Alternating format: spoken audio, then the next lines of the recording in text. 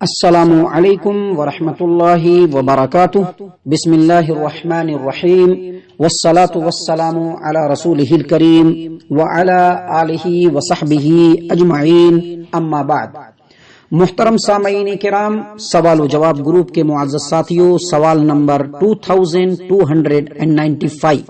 2290 پر 5 یعنی 2295 نمبر کا سوال آپ کے سامنے موجود ہے۔ سوال کے کرنے والے ہمارے معزز بھائی جناب عبدالوحید مانی صاحب ہیں،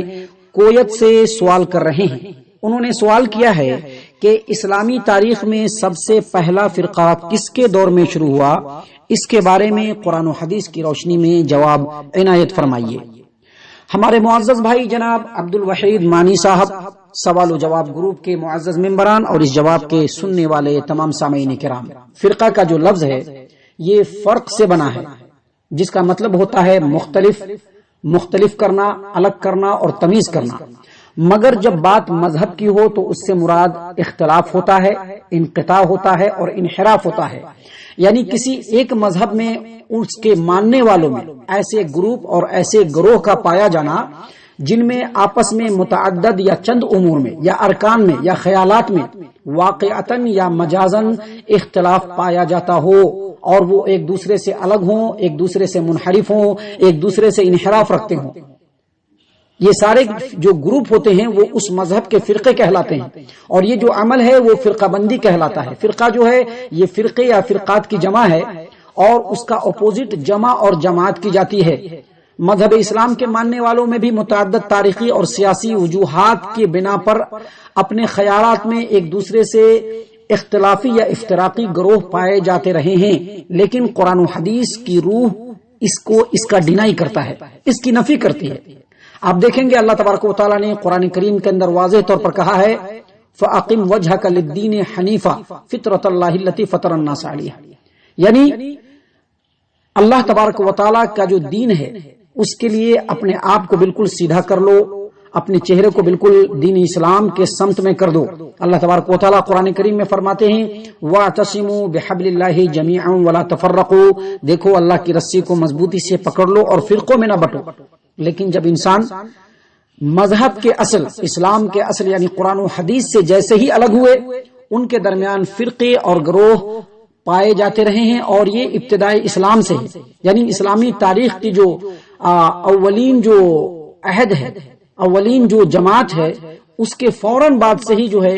اسلام کی تاریخ میں فرقوں کے بننے کی شروعات ہو گئی، اور عام طور پر جو خوارج ہیں اس کو اسلام میں ظاہر ہونے والا سب سے پہلا فرقہ کہا جاتا ہے۔ لیکن تاریخی اعتبار سے ان کا ظہور کھل کر کے اس وقت سامنے آیا جب علی رضی اللہ عنہ اور امیر معاویہ رضی اللہ عنہ کے درمیان جنگ صفین کو بلا کسی فیصلہ کن نتیجے کے تحکیم پر ختم کیا گیا، اور علی رضی اللہ عنہ کی فوج میں شامل کوئی 12,000 افراد اس حکم اور ثالثی سے اختلاف اور اسے اللہ کی حاکمیت سے انحراف قرار دے کر الگ کرنے کی کوشش کی، تو اسی وقت سے خوارج ظہور میں آئے۔ لیکن اس سے پہلے ہی، اسی زمانے میں ہی اور اس کے ٹھیک پہلے کے زمانے میں ایک اور فرقہ پایا جاتا رہا ہے جس کو شیعہ فرقہ کہا جاتا ہے۔ شیعہ فرقہ تاریخی طور پر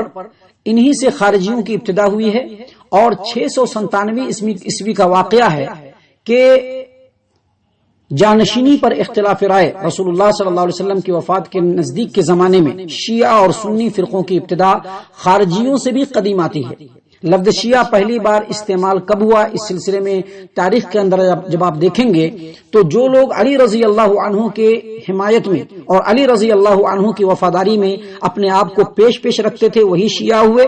اور جو لوگ علی رضی اللہ عنہ سے اور ان کی رائے سے اختلاف کرتے ہوئے، ان کے حکم سے اختلاف کرتے ہوئے جنگ صفین میں جو تحکیم اور ثالثی کی بنیاد پر جنگ کو ختم کیا گیا اور فیصلے کی بات آئی، تو اس وقت تقریباً 12,000 افراد جو ہے علی رضی اللہ عنہ کی فوج سے اور علی رضی اللہ عنہ کی خلافت سے الگ ہوئے، وہی خارجی کہلاتے ہیں، اور یہیں سے اسلام کی تاریخ میں فرقوں کا آغاز ہوا۔ اللہ تبارک و تعالیٰ سے دعا ہے کہ اللہ تبارک و تعالیٰ ہم تمام کو فرقہ بندی سے بچائے۔